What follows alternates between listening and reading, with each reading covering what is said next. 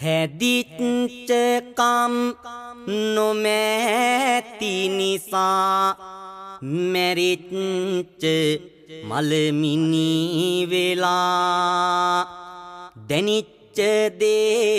වැරදි නිසා බිඳිච්ච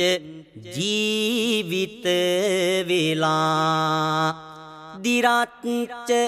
අතුවල එල්ලි පැහිච්ච කම් දොඩ වෙලා වැටිච්ච දා යන්න වෙන්නේ ඇනිච්ච තැන් බල බලා දැනෙන හැමදේම හරිත් නෑ හරි හැමදේම දැනෙන්නෙත් නෑ එයයි ජීවිතේ